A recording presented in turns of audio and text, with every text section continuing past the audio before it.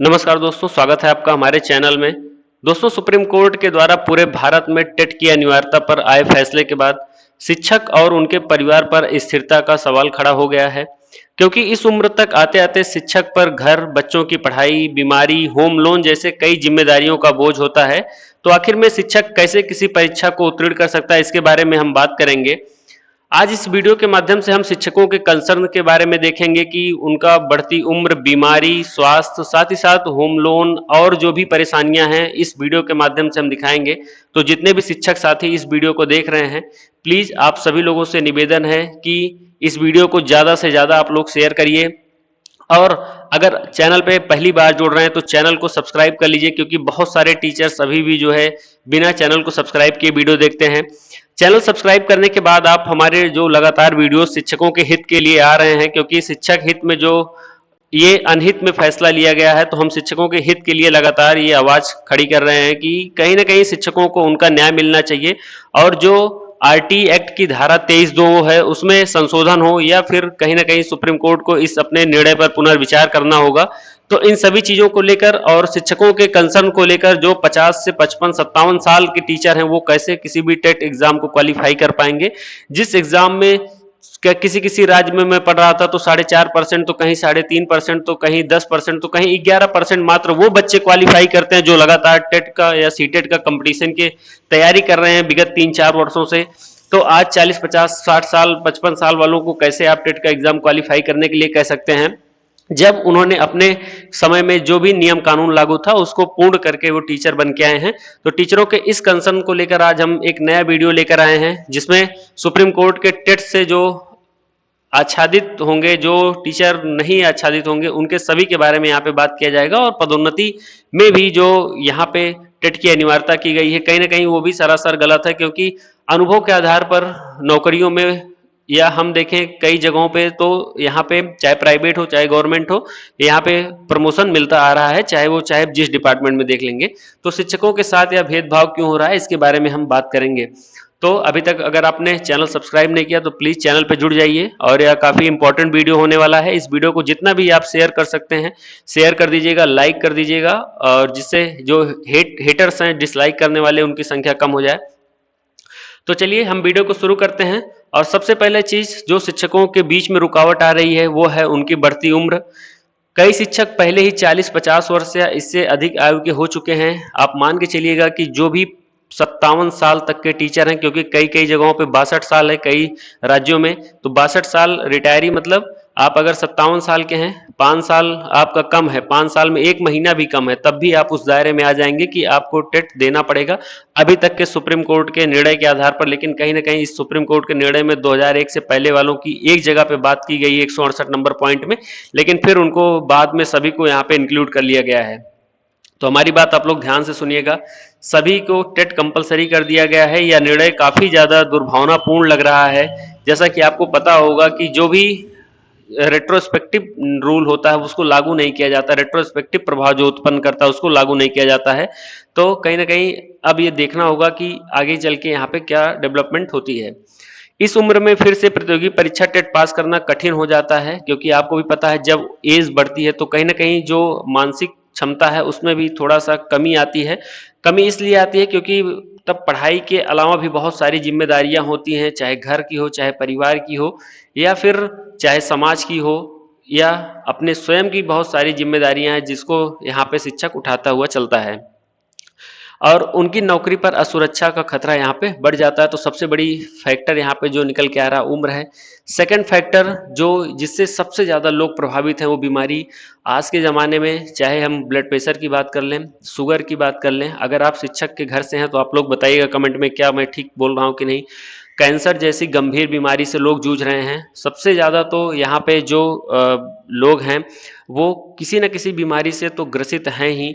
यहाँ पे बहुत सारे लोगों का कमेंट आया कि मानसिक जो बीमारी है उससे कई शिक्षक जो है यहाँ पे हैं। हालांकि वो अपना कार्य तो कुशलता से कर पा रहे हैं, लेकिन उन पर अगर अतिरिक्त बोझ टेट का डाल दिया जाएगा तो कहीं ना कहीं उनमें जो है दिक्कत होगी। और मैं जब बात करता हूँ कि शिक्षकों को जो बोलते हैं कि आप अगर बीमार हैं तो आप वीआरएस ले लीजिए, ये ले लीजिए, तो क्या सभी डिपार्टमेंट में कोई यहाँ पे बीमार नहीं है? क्या कोई कैंसर से नहीं पीड़ित है या कोई किसी भी तरीके की बीमारी क्या सिर्फ शिक्षकों को है और सभी को नहीं है? तो जितना शिक्षकों के ऊपर दबाव है उतना दबाव दबाव अन्य डिपार्टमेंट पर भी होना चाहिए। तो लंबे समय से नौकरी कर रहे शिक्षकों को डायबिटीज, ब्लड प्रेशर, हृदय रोग और यहाँ पे तमाम तरह के डिजीज हैं। तो बीमारी की स्थिति में पढ़ाई करना और परीक्षा देना भी कठिन हो जाता है। जो टीचर सिर्फ इतना कर रहे हैं कि वो 5-6 घंटे जा रहे हैं विद्यालय में पढ़ा के आके फिर दिन भर वो आराम कर रहे हैं, क्योंकि उनको आराम की सख्त जरूरत है। डॉक्टर ने सलाह दिया है, 50-55 साल की उम्र हो गई है, इसमें दिमाग उतना परफेक्टली काम नहीं कर पाता जितना जो 18, 20, 25, 30 साल की यंग जनरेशन है उनका करता है। तो कहीं ना कहीं उम्र के साथ बीमारी, स्वास्थ्य भी इसको लेकर सबसे बड़ा कंसर्न यहाँ पे आ रहा है। तीसरी सबसे बड़ी चीज है वो है पारिवारिक जिम्मेदारियां। देखिए, फैमिली रिस्पॉन्सिबिलिटीज बढ़ती जा रही हैं लोगों की, क्योंकि यहाँ पे बेरोजगारी का आलम बहुत अधिक हो गया है। मैं बात करूं तो लगभग 50 लाख टीचर इससे प्रभावित होंगे, और 50 लाख टीचर की मैं जब बात करता हूं तो एक टीचर कम से कम 6 से 7, कहीं कहीं पे 8 लोगों का अपना खर्चा वहन कर रहा है। तो इस तरह मान के चलिए कि लगभग 3 से 4 करोड़ लोग इस निर्णय से प्रभावित हुए हैं। अगर यह निर्णय लागू होता है तो 3 से 4 करोड़ लोगों पर अस्थिरता की बात आ जाएगी। उनको स्थिरता किस प्रकार मिलेगी अब आगे देखने वाली बात है। हालांकि यहाँ पे चूंकि एक अगर शिक्षक है तो उसके माता पिता 2 लोग हो गए, उसकी पत्नी 4 लोग तो यहाँ पे हो गए, बच्चे हैं, उनकी पढ़ाई का खर्च है, बच्ची है, बिटिया है, उसकी शादी करनी है। तो जो बेटा है उसकी भी शादी हुई है तो उसको भी तो नौकरी मिलेगी नहीं, क्योंकि बेरोजगारी आप देख ही रहे हैं किस स्तर पर है। उसके साथ साथ उनकी पत्नी, बच्चे की अपनी पत्नी और उसके फिर बच्चों का खर्चा यहाँ पे वहन किया जा रहा है। तो आप देख सकते हैं कि शिक्षकों के ऊपर कितना अधिक दबाव है। जो लोग बात कर रहे हैं कि नहीं नहीं टेट देना चाहिए, मैं उनसे पूछना चाहता हूं, आपके अगर घर में कोई शिक्षक होता तो क्या आप इस तरीके की बात करते कि यहाँ पे जो रेट्रोस्पेक्टिव किसी चीज को लागू करके आप बाहर कर सकते हैं? आज आप कहीं नौकरी में भर्ती हुए, 20 साल बाद कोई एग्जाम लाके आपको बाहर किया जा सकता है। तो कहीं ना कहीं पारिवारिक जिम्मेदारियां हैं। जो सबसे बड़ा कंसर्न है वो है होम लोन या बैंक लोन, या आप जिसे कर्ज बोल सकते हैं, क्योंकि गवर्नमेंट टीचर जो भी अपनी कमाई करते हैं वो ज़्यादा से ज़्यादा पैसा उनका मेडिकल में जाता है। हर 2-3 साल में किसी न किसी के घर में कोई बड़ा बड़ा चीज हो जाता है, मतलब बड़ी बीमारी आ जाती है जिससे परिवार पूरा अस्थिर हो जाता है। तो ना तो इनको मेडिकल की सुविधा है कि शिक्षकों को मेडिकल की सुविधा हो, तो जो कुछ बची पूंजी रहती है, मान लीजिए 1,50,000 2 लाख, तो वो सीधा सीधा जो है इसमें चला जाता है मेडिकल में, जो कि सबसे बड़ा कंसर्न टीचरों का हमेशा से रहा है।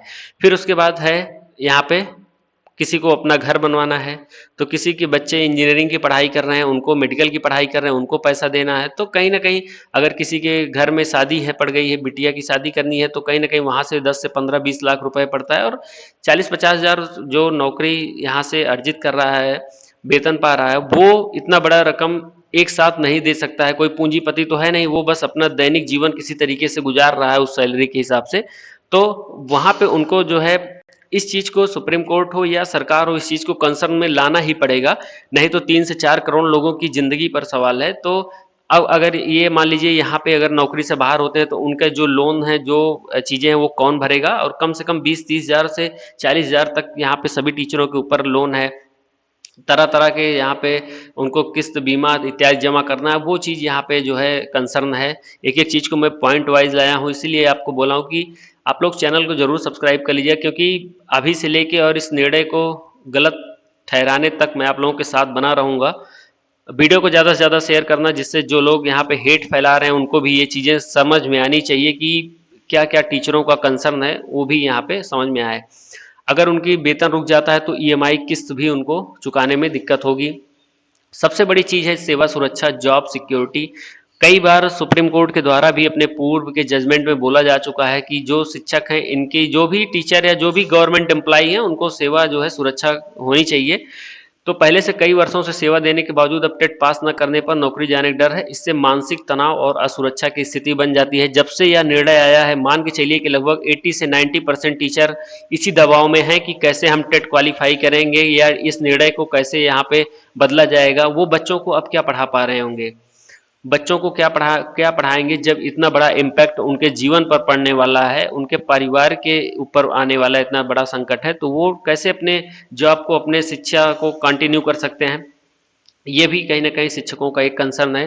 फिर पेंशन एवं भविष्य, तो जो शिक्षक रिटायरमेंट में डर है टेट पास ना होने पर पेंशन, ग्रेच्युटी इत्यादि में खतरे पड़ सकते हैं। हालांकि इसके चांस 0% हैं, लेकिन फिर भी शिक्षकों का एक कंसर्न तो है ही कि मान लीजिए चलिए अभी 2 साल जॉब बची है या फिर 2 साल का ग्रेच्युटी ले लेंगे, लेकिन अब वो भी मिले कि ना मिले, तो इस तमाम चीज़ों का यहाँ पे जो है कंसर्न टीचरों का है। मैं एक एक पॉइंट में आपको बता रहा हूँ, ये आप सभी लोगों को समझना चाहिए कि क्या यहाँ पे टीचर सही मांग कर रहे हैं कि नहीं। सबसे बड़ी चीज़ है सामाजिक मान सम्मान, सोशल रिस्पेक्ट। यहाँ पे लंबे समय से शिक्षक बने लोग अब परीक्षा पास न कर पाने की स्थिति में समाज में अपने मान सम्मान को लेकर असहज महसूस कर सकते हैं। देखिए, जब कोई टीचर जितने इतने सालों से नौकरी कर रहा है और उसका ठीक ठाक सम्मान है, अपने समाज में ठीक ठाक वेतन है, ठीक ठाक वो जीवन शैली चला रहा है, एक बैग जब आप उससे नौकरी छीन लेंगे तो उसके सामाजिक मान सम्मान में ठेस पहुंचेगी और फिर टीचर कहीं ना कहीं मानसिक तनाव में आएंगे। मानसिक स्थिति उनके ऊपर क्या गुजरेगी आप समझ सकते हैं। और फिर टीचर कोई भी अगर गलत कदम उठाते हैं तो इसका जिम्मेदार कौन होगा, तो इसका जिम्मेदार या कौन होगा आप लोग समझ सकते हैं कि फिर यहाँ पे एक स्थिति ये भी उत्पन्न हो जा रही है। सबसे बड़ा यहाँ पे है मानसिक तनाव। देखिए, इस समय जो मेंटल डिजीज हैं, कहीं ना कहीं मानसिक तनाव से सभी लोग ग्रस्त हैं, चाहे वो शिक्षक हो, चाहे वो जो भी कर्मचारी हो, चाहे कोई व्यक्ति हो, सभी लोग मेंटल स्ट्रेस में है। किसी ना किसी चीज़ को लेकर दिन भर में किसी ना किसी सबको तनाव रहता है। और जब यह तनाव तब हावी ज़्यादा हो जाता है जब आपकी उम्र बढ़ती है। उम्र बढ़ेगी तो इससे जिम्मेदारियां अधिक आएंगी, जिम्मेदारी अधिक आएगी तो आपका मानसिक तनाव अधिक होगा। बीमारी में परिवार और नौकरी का दबाव मिलकर शिक्षकों पर मानसिक तनाव बढ़ा सकता है। तो परिवार सबसे बड़ी चीज़ है मानसिक तनाव को बढ़ाने के लिए। यहाँ पे जो अविवाहित जिनके अभी बेटे बेटियां बची हैं, वो किस प्रकार अपने बच्चों की शादी या परिवार का अपने गुजारा करेंगे, ये कहीं ना कहीं अगर एक बार जो मैं बता रहा हूँ कि जो यहाँ पे माननीय सर्वोच्च न्यायालय का जजमेंट आया, बस वो आर्टिकल 23(2) को, वो भी जो कि ठीक तरीके से यहाँ पे बताया नहीं गया कि किन टीचरों को पास करना है किन टीचरों को नहीं, बस 23(2) को अलावा किसी भी पहलू पर विचार नहीं किया गया है। अभी तो मैं ये व्यवहारिक पहलू बता रहा हूँ। मेरे प्रीवियस वीडियो में जाके देखिए, मैंने तार्किक पहलू भी बताया है कि किस प्रकार तर्क विहीन यहाँ पे बातें की गई हैं। सिर्फ आर्टिकल 23(2) के अलावा किसी भी आर्टिकल से कोई मतलब नहीं रखा गया है कि कोई भी आर्टिकल यहाँ पे मतलब रखा जाए। आर्टिकल 23(2), उसके अलावा पहली बात तो किसी राज्य को सुना नहीं गया, ना तो किसी टीचर को यहाँ पे सुना गया है। अभी तो ये चैलेंजेस होंगे, इसको लागू थोड़ी होना है, लेकिन आप यहाँ पे इस चीज़ों को भी देखते चलिए। अनुभव की अनदेखी सबसे बड़ा जो यहाँ पे आया है, वो एक्सपीरियंस इग्नोर्ड हुआ है। कई शिक्षकों के पास पढ़ाने का दशकों का अनुभव रहा है। आप मान सकते हैं, जो एक नया टीचर आता है ना, उसके पास ज्ञान कितना भी होगा, लेकिन उसके पास पढ़ाने का अनुभव नहीं होता है। और अनुभव सबसे बड़ी चीज होती है। आप यकीन नहीं करेंगे कि जैसे विदेशों में क्या है ना, पुलिस है तो पुलिस में सिर्फ एक बार एक लेवल है, जैसे यहाँ अपने यहाँ कांस्टेबल है, एसआई है, फिर यहाँ पे सीओ स्तर से है, फिर आईपीएस है। वहाँ एक लेवल से आप होंगे और आप अनुभव और अपने आप तार्किक ज्ञान और अपने आप निर्णयों की क्षमता के आधार पर आगे बढ़ते चले जाएंगे, फिर आपको यहाँ पे प्रमोशन मिलता है। तो यहाँ पे अनुभव की अनदेखी की गई है। केवल एक परीक्षा पास न करने से उनका करियर दांव पर लग सकता है। ये बताइए कि ऐसा होना चाहिए? अगर प्रमोशन मिलना है तो वो भी मिलना चाहिए, बिना उसमें टेट के भी अनुभव के आधार पर प्रमोशन होता है। तो यहाँ पे लेकिन शिक्षकों को तो नौकरी खतरे में आ गई है। और उसके बाद चलिए अब हम थोड़ा बात कर लेते हैं कि जो पेपर का एग्ज़ाम की बात कर रहे हैं, ग्रामीण पृष्ठभूमि वाले जो शिक्षक हैं, गांव के शिक्षक जिनकी पढ़ाई का माध्यम हिंदी या स्थानीय भाषा रहा है, उन्हें टेट में अंग्रेजी कंप्यूटर आधारित सवालों में कठिनाई होती है, इससे वे अधिक नुकसान में आ सकते हैं। देखिए, जो अभी 12th पास करके पहले के ज़माने में टीचर बने हैं, बीएड किए हैं, बीपीएड किए हैं, डीएड किए हैं, तमाम जो शिक्षक हैं, जो अपने समय में जो क्वालिफिकेशन उनसे मांगा गया था उसको पूर्ण करके नियमों कानून के तहत आए हैं, उनके ऊपर इस कानून को लागू करना कितने हद तक जायज़ है, ये आप लोग कमेंट सेक्शन में बताइएगा कि क्या उनके ऊपर यह कानून लागू होना चाहिए। ट्रेनिंग और संसाधनों की कमी। देखिए, आप ये मान सकते हैं कि आधुनिक युग के जो बच्चे हैं उनसे हमारे जो पुराने जो लोग हैं, कहीं ना कहीं उसमें जो ट्रेनिंग है उनकी और संसाधन है उनमें उनकी क्षमता में कमी देखने को मिलेगी। और ये जाहिर सी बात है, आज हम जहाँ पे हैं, आज के 20 साल बाद हमसे जो यंग जनरेशन आएगी वो कहीं ना कहीं हमसे ज़्यादा मतलब ट्रेंड होंगे। तो पुराने शिक्षक को नई शिक्षा नीति, नई किताबें और टेक्नोलॉजी के हिसाब से ट्रेनिंग नहीं मिली, अचानक परीक्षा देना मजबूरी उनके लिए भारी हो जाता है। देखिए, क्या इसमें करना चाहिए था, इसमें इनको ट्रेनिंग लाना चाहिए था। जैसे आपने बीएड के लिए ब्रिज कोर्स यहाँ पे लाया, ब्रिज कोर्स करा के सभी टीचर्स को आप अंदर रख रहे हैं बीएड वालों को, तो उसी प्रकार कोई नियम लाया जाए जो इन टीचरों को सभी राज्यों के सभी टीचरों को यहाँ पे रखा जाए कि किसी को यहाँ पे बाहर नहीं किया जाएगा। नेक्स्ट है नौकरी खोने का डर। तो कुछ राज्यों में साफ आदेश आ सकते हैं टेट न पास होने पर सेवा समाप्त, इससे परिवारों की रोजी रोटी, हालांकि इसके चांसेस बहुत कम है। इसको मैं इसलिए मेंशन किया हूँ, आपको बता दूं, आप लोग बहुत ज़्यादा डरे होंगे। डरने की कोई बात नहीं है। अभी 2 साल का समय दिया गया है और ये मान के चलिएगा कि समय तो 5 साल से कम तो होगा नहीं, पर समय तो बढ़ेगा बढ़ेगा, और ये केस भी जीता जाएगा और ये जजमेंट भी पलटा जाएगा, सभी चीज़ें होंगी। तो 5 साल तो अभी इसको इंक्रीज करवाना ही है, वो तो अलग मुद्दा है। भविष्य की भर्ती में प्रतिस्पर्धा। देखिए, यदि पुराना शिक्षक टेट पास नहीं कर पाए तो युवा टेट पास अभ्यर्थी उसकी जगह ले सकते हैं। अनुभववान शिक्षक बेरोजगार हो जाएंगे। मैंने आपको बताया है कि टेट सी टेट का 10 से 11% रिजल्ट, किसी किसी राज्यों में 3.5 तो कहीं 4.5% तक के रिजल्ट आते हैं।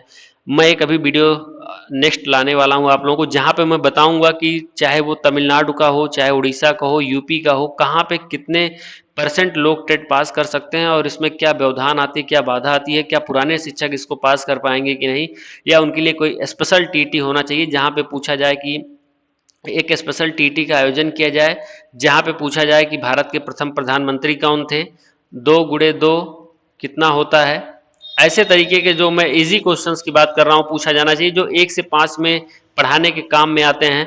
अब आप उनसे नई चीज़ें पढ़ने के लिए और फिर उसको क्वालिफाई करने के लिए, जो कि इतना टफ एग्जाम है, अब दिक्कत होगी शिक्षकों को। इसमें सिर्फ मैं बता रहा हूँ कि 23-2 के अलावा किसी के बारे में कोई भी प्रावधान नहीं किया गया है, किसी बारे में चर्चा नहीं हुई है। महिला शिक्षकों पर असर। देखिए, जो जाहिर सी बात है, जो महिला शिक्षक हैं उनके परिवार और बच्चों की जिम्मेदारी है, उन्हें पढ़ाई के समय निकालना सबसे कठिन होता है। तो महिला जो शिक्षक हैं उनको कहीं ना कहीं इससे ज़्यादा प्रभावित होना पड़ सकता है। और सबसे बड़ा जो है कि सेवानिवृत्ति पूर्व तनाव, जो प्री रिटायरमेंट स्ट्रेस है, उससे हमारे शिक्षक कहीं ना कहीं गुजर रहे हैं। तो मूल बात इसमें यही है कि पहली बात से तो जजमेंट में रेट्रोस्पेक्टिव तरीका दिया गया है, ये नंबर 1 चीज़ है। नंबर दूसरा चीज़ है कि इसमें 3 से 4 करोड़ लोग प्रभावित होंगे डायरेक्ट इनडायरेक्ट तरीके से। और जो नंबर तीसरा है कि ये जजमेंट और ये जो आर्टिकल 23(2) है, इसको बिल्कुल रिपील करना चाहिए, बिल्कुल इसको रद्द करना चाहिए, जो कि एक असंवैधानिक चीज़ है। असंवैधानिक यहाँ पे प्रावधान इसमें जोड़े गए हैं। तो कहीं ना कहीं इसके इसके ऊपर एक मतलब कि न्यायिक पुनरावलोकन होना चाहिए, क्या ये आर्टिकल संविधानों के अनुरूप है, संविधान की मूल भावनाओं के अनुरूप है कि नहीं। हालांकि इन सभी पॉइंट्स पर बात होगी, लेकिन जाते जाते आप सभी से अनुरोध है कि अगर पहली बार जुड़े तो चैनल को प्लीज़ सब्सक्राइब कर लीजिएगा। बिना सब्सक्राइब किए चैनल मत देखिए, और इस वीडियो को जितना हो सके उतना शेयर कर दीजिएगा, जिससे अधिक से अधिक लोगों के पास पहुँचे और वो भी समझ सकें कि यहाँ पे क्या रूल रेगुलेशन शिक्षकों के खिलाफ आए हैं और उसको किस प्रकार रिपील या हटाया जाए, शिक्षकों के कंसर्न क्या है, इन सभी चीज़ों के बारे में बात होगी। फिर नेक्स्ट वीडियो में आते हैं किसी और जानकारी के साथ शिक्षकों के हित में बात करने के लिए। तब तक के लिए बहुत बहुत धन्यवाद।